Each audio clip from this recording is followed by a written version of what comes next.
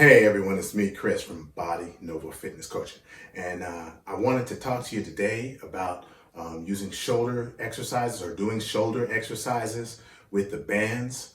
Um, the bands are a great tool, but you have to use it wisely, and because the shoulders have all these different movements that they can do.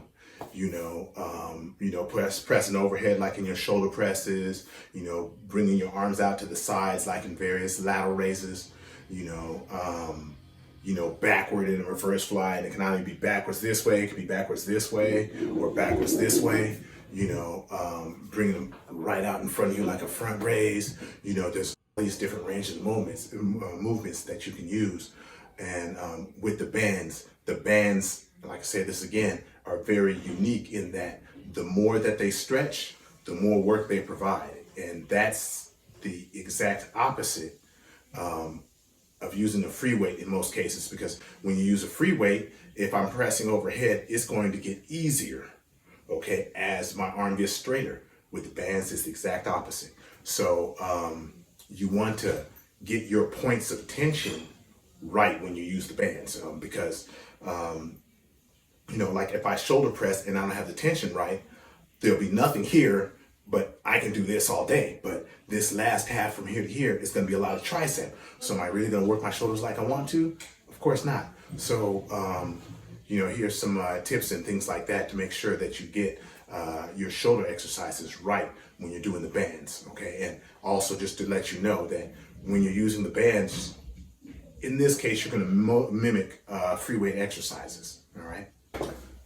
All right, first off, I'm going to start with the shoulder press. Now, again, with the shoulder press, you have to get the tension right, because if you want to get the most from your exercises and the most from your workouts, you want to make sure you have enough stretch to have tension all over throughout as much of the exercise as you can. So when I'm doing my shoulder presses with the bands, I'm either going to wrap the bar around my butt as I sit down, or wrap it underneath the seat so that I have tension right in the beginning of my exercise as I press. Okay, so that's something to keep in mind when you're doing the shoulder press. Some people will actually stand up and have it wrapped around their feet, but depending on what band you use, that could actually be too much tension to where it'll be so stretched out, you won't be able to get out of the bottom position. So you have to, if you do that, or whichever you do, you have to match up the band with the proper, with your positioning. I wrap two bands around each other, as I'm saying. I wrap two bands around each other, and around underneath the chair or whatever I'm sitting in before I press. All right, so this is with the lateral raise. Okay. I like to have lateral raise tension through as much as possible. When you do the normal lateral raises, the weight is pulling down, but your arms are out to the side and your movement is out here. So you got a little bit of room where you don't have any tension.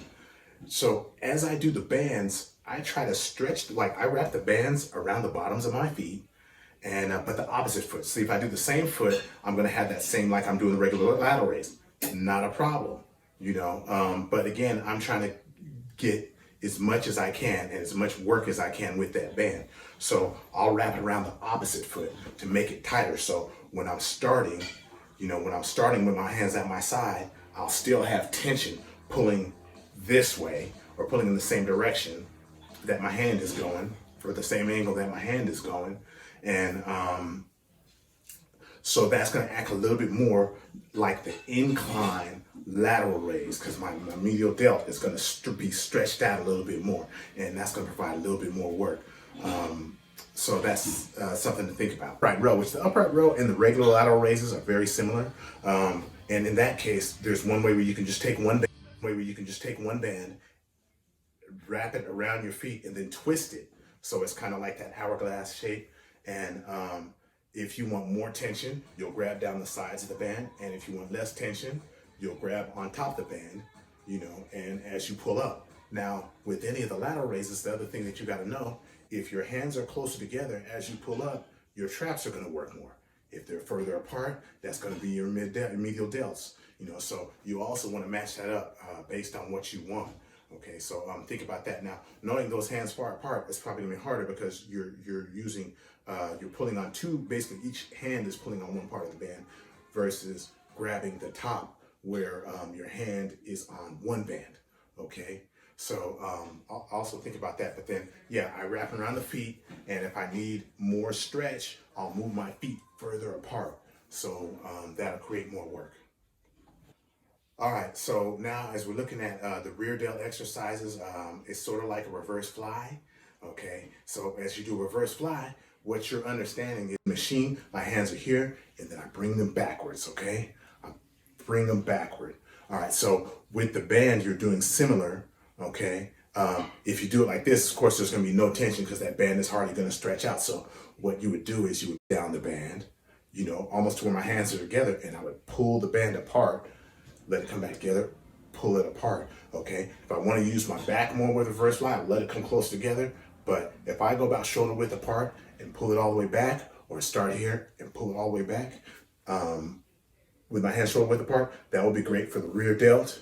And so that's one way you think about when you're doing the reverse flies, because reverse flies are very important because you want balance within the shoulder, and it also winds up protecting the shoulder because most of us, we sit like this, we focus on bench presses and push-ups and things like that more than we do, the upper back muscles, not including the lats, the rhomboids, the traps, and those muscles like that. So those rear delt muscles work with those and have the same function, and they're important to make sure that you get those worked right and properly.